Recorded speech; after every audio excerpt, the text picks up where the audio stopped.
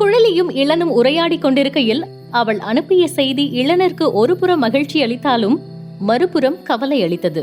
நேர்ல பார்த்தா நீ என்னை ஏத்துக்குவியா இல்ல வெறுத்துருவியான்னு தெரியலையே குழலி என்று நினைத்து அவன் கவலையோடு இருக்க அந்த சிந்தனையை கலைத்தது நோட்டிபிகேஷன் சத்தம். அப்புறம் குட் நைட்ங்க என்று குழலி செய்தி அனுப்பியதும், என்ன குட் நைட்டா, இப்பதாங்க பேச ஆரம்பிச்சோம் என்று இளன் கேட்டதற்கு, ஆமா ஆனா நீங்க நான் அனுப்பின மெசேஜுக்கு ரிப்ளை பண்ணல, அதான் தூங்கிட்டீங்களோன்னு நினைச்சேன் என்று பதில் அனுப்பினாள் குழலி. எங்கெங்க தூங்குறது, கல்யாண பேச்சு எடுத்ததுல இருந்து உங்க நினைப்பாதான் இருக்கு. அதான் உங்களை பாக்குறதுக்காக இன்னைக்கு நீங்க பேச போயிருந்த ஸ்கூலுக்கு வந்திருந்தேன். அங்க வச்சும் பேச முடியல, அதான் உங்களை ஃபாலோ பண்ணிட்டு வந்தேன். ஆனா நீங்க தான் என்னை பார்த்து பயந்து உள்ள போயிட்டீங்க என்று இளன் கூடவே கவலையான இமோஜியை அனுப்பிவிட, அதை பார்த்த குழலி, ஐயோ சாரிங்க, அது நீங்க தானே எனக்கு தெரியாது, தெரிஞ்சிருந்தா நான் கண்டிப்பா ஓடி இருக்க மாட்டேன் என்று அவளும் ஒரு கவலையான இமோஜியை போட்டு அனுப்பிவிட, சரி பரவாயில்ல விடுங்க என்று இளன் அவளுக்கு செய்தி அனுப்பிவிட, அதற்கு சிரிக்கும் ஒரு இமோஜியை அனுப்பிவிட்டாள் குழலி. இப்படியே சிறிது நேரம் இருவரும் பேசிவிட்டு உறங்கினர். மறுநாள் எழுந்ததும் இளன் குழலிக்கு குட் மார்னிங் குழலி என்ற செய்தியை அனுப்பிவிட, அதை பார்த்த குழலி குட் மார்னிங் இளன் என்று பதிலுக்கு அனுப்ப, இவள் இப்படி காலையிலேயே அலைபேசியை கையில் வைத்துக் கொண்டிருப்பதை பார்த்த யாழி, என்னக்கா காலையிலேயே மாமாக்கு மெசேஜா என்று புன்னகையுடன் குழலியின் தோள் தொட்டு கேட்டதற்கு என்று புன்னகையுடன் கண்களை மூடித்திருந்தாள் குழலி. பாரா மாமாவை அக்காவுக்கு பிடிச்சி போச்சு போல என்று சிரிப்புடன் யாழி கேட்க, அதான் உங்களுக்கும் பிடிச்சிருக்குல்ல, அப்புறம் எனக்கு பிடிச்சதுல என்ன தப்பு என்று குழலி புருவம் உயர்த்தி கேட்டதும், தப்பே இல்லக்கா, சரி நீ போய் ரெடி ஆயிட்டு வா, டைம் ஆச்சு என்று புன்னகையுடன் யாழி கூறியதும் குழலியும் சென்று தயாராகிவிட்டு வந்ததும் சகோதரிகள் இருவரும் வெளியே புறப்பட்டனர். அப்பொழுது குமாரன் அவர்களை பார்த்து, 2 பேரும் சாயந்தரம் கொஞ்சம் சீக்கிரம் வந்துருங்க, நிச்சயதார்த்த புடவை எடுக்க போகணும் என்று கூற, சரி சித்தப்பா என்று யாழி குழலியை அழைத்து கொண்டு வெளியே சென்றாள். யாழியும் குழலியும் குழலியை இன்று பேச அழைத்துள்ள கல்லூரிக்கு முன் சென்றதும் அங்கு வாசலில் குகன் அவர்களுக்காக காத்திருந்தான். ஹாய் என்றவாறு குகன் உள்ளே நுழையவிருந்த அவர்கள் முன்னால் சென்று நிற்க, யார் நீங்க என்று குழப்பமாக கேட்டாள் குழலி.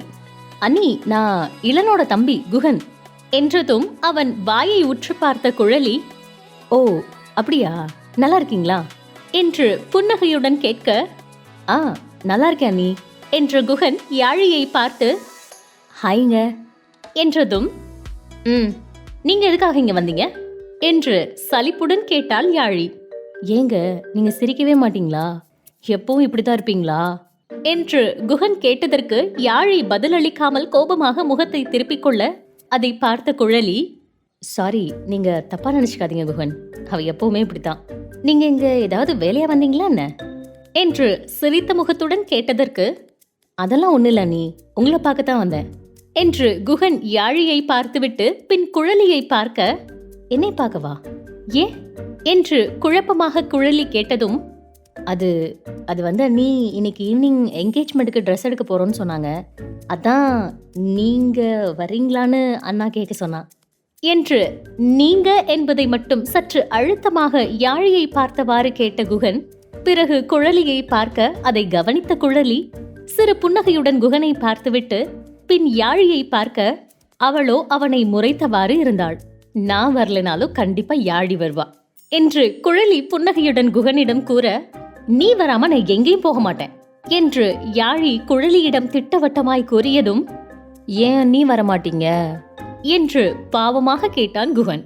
அது ஆக்சுவலி ஈவினிங் வேற ஒரு வேலை இருக்கு குகன், அதனாலதான் என்று குழலி கூறியதற்கு, அண்ணனும் வரல நீங்களும் வரலனா எப்படியா நீ என்று யாழியை பார்த்தவாறு ஏக்கத்துடன் கேட்ட குகன் அவள் அவனை முறைத்ததும் பட்டண குழலியை பார்க்க, அவரும் வரலையா, ஏன் என்ற குழலியின் கேள்விக்கு, அவன் எப்பவுமே அப்படித்தான் நீ, ஹாஸ்பிட்டலை விட்டு வெளியே வரவே மாட்டான், எப்பவுமே அவனுக்கு வேலை தான் இம்பார்ட்டன்ட், சண்டே மட்டும் ஃப்ரீ, அன்னைக்கும் ஏதாவது பேஷண்ட் வந்துட்டாங்கன்னா கிளம்பிடுவான் என்று குகன் நிறுத்தி நிதானமாக கூற, அதை புரிந்து கொண்ட குழலி, ஓ அப்போ உங்க அண்ணன் ரொம்ப பொறுப்பானவர் போல என்றவள் யாழியை பார்த்து, யாழி எனக்காக நீ போயிட்டு வாயேன் ப்ளீஸ் என்று கெஞ்சுவதை போல் கேட்டதும், என்னக்கா நீ என்கிட்ட போய் ப்ளீஸ்னு சொல்ற? இப்ப என்ன உனக்கு? நான் போகணும் அவ்வளோதானே, போறேன் போதுமா என்று யாழி கேட்க, தட்ஸ் மை தங்கச்சி என்று புன்னகைத்த குழலி, எனக்கு பதிலா எங்க ஃபேமிலியோட யாழியும் வருவா சரிங்களா என்று குகனிடம் கேட்டதும், அப்பா நம்ம ஆளு வர ஒத்துக்கிட்டா, எனக்கு அது போதும் என்று நினைத்து மகிழ்ந்த குகன், சரிங்க அண்ணி என்று புன்னகையுடன் தலையசைத்தான். சரி வாக்கா போலாம் என்று குழலியை அழைத்து கொண்டு அவனை முறைத்த யாழி உள்ளே செல்கையில், யாழி நீ பேசாம குகனை கல்யாணம் பண்ணிக்கிறியா என்று பட்டன குழலி கேட்டதும் யாழிக்கு அதிர்ச்சியாக இருக்க, குகனுக்கோ குத்தாட்டம் போட வேண்டும் போல் இருந்தது.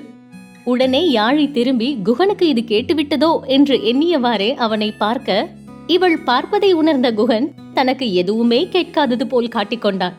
அதை பார்த்ததும் சற்று நிம்மதியடைந்த யாழி மீண்டும் குழலியை பார்த்து, அக்கா மெதுவா பேசு, ஏன் இப்படி கேக்குற என்று அதிர்ச்சியுடன் கேட்க, அது நீ குகனை கல்யாணம் பண்ணிக்கிட்டா நம்ம 2 பேரும் கல்யாணத்துக்கு அப்புறமும் ஒரே வீட்டுல ஜாலியா இருக்கலாம்ல, அதான் என்றாள் குழலி. அப்படின்ற என்று யாழி கண்களை சுருக்கி அவளிடம் கேட்க, அட ஆமா, நான் வேணா நம்ம ஃபேமிலி கிட்ட இதை பத்தி பேசுறேன், நீ உனக்கு ஓகேவான் மட்டும் சொல்லு என்று ஆர்வமாக குழலி கேட்டதற்கு அவள் முகத்திலிருந்த மகிழ்ச்சியை பார்த்த யாழி, ஓகேக்கா என்று புன்னகைத்தாள். சூப்பர், அப்போ இதை பத்தி நான் சீக்கிரமா நம்ம வீட்டுல பேசுறேன் என்று குழலி புன்னகைக்க, ஆனா இப்போ வேண்டாம், உன் என்கேஜ்மெண்ட் முடிஞ்சதுக்கு அப்புறம் பேசிக்கலாம்க்கா என்று யாழி கூறியவுடன், ஓகே என்றாள் குழலி. பின் இருவரும் உள்ளே சென்றுவிட, அண்ணி நீங்க தெய்வம் அண்ணி, நான் எப்படிதான் அவகிட்ட ப்ரொபோஸ் பண்ணி அவளை ஒத்துக்க வைக்க போறேன்னு பயந்துகிட்டே இருந்தேன். இப்போ நான் கேட்காமலே என் மனசை புரிஞ்சுக்கிட்டு நீங்களே எனக்காக பேசி என் காதுல சேர்த்து வச்சிட்டீங்க.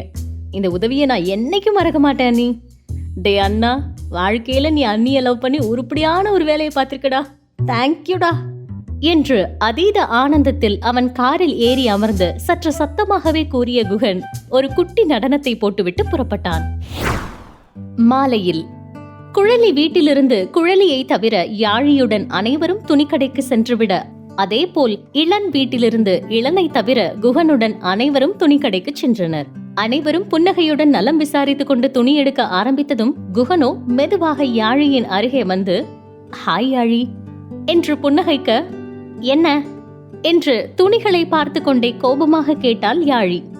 ஏங்க என்ன பார்த்தா மட்டும் எரிஞ்செரிஞ்சு விழுறீங்க, நான் என்னங்க பாவம் பண்ணேன் என்று பாவமாக குகன் கேட்டதும் அவன் புறம் திரும்பியவள், இப்போ உங்களுக்கு என்னங்க வேணும், எதுக்காக என்கிட்ட வந்து பேசுறீங்க என்று இறுகிய முகத்துடன் கேட்க, அது அன்னிக்கு புடவை எடுத்துட்டீங்களான்னு கேட்க வந்தேன் என்று குகன் சமாளிக்க, பார்த்தா தெரியல, இன்னும் எடுக்கல, எடுத்துட்டு சொல்றோம் போங்க என்று முறைப்புடன் கூறிய யாழி மீண்டும் புடவையை பார்க்க ஆரம்பிக்க, ஐயோ இவ்வளவு சமாளிக்கிறது ரொம்ப கஷ்டம் போலயே, இதுக்கு மேல இங்க இருந்தோம் கடிச்சு கொதறிடுவா, ஓடிடுறா குகனே என்று நினைத்த குகன் அதற்கு மேல் அங்கு நிற்காமல் ஒரே ஓட்டமாக ஓடிவிட்டான்.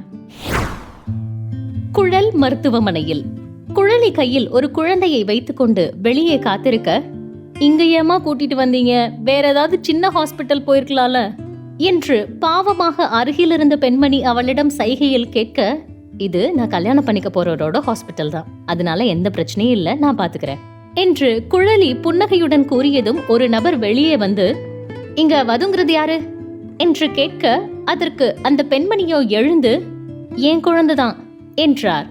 சரி குழந்தையை தூக்கிட்டு உள்ள வாங்க என்று அந்த நபர் கூறியவுடன், குழந்தையை கொடுங்கம்மா என்று அந்த பெண்மணி குழலியிடம் கேட்க, நீங்க போங்க, நான் குழந்தையை தூக்கிட்டு வரேன் என்று குழலி புன்னகையுடன் கூறியதும் அந்த பெண் முதலில் உள்ளே நுழைய, பின்னாலே குழந்தையை தூக்கி கொண்டு கொஞ்சியபடியே உள்ளே நுழைந்தாள் குழலி. உள்ளே இளன் மாஸ்க் எதுவும் அணியாமல் வாசலையே பார்த்திருந்தான். என்ன மாதிரியான திருப்பங்கள் இவங்களோட வாழ்க்கையில வரப்போகுது அப்படிங்கறத அடுத்தடுத்த எபிசோட்ஸ்ல பார்க்கலாம்.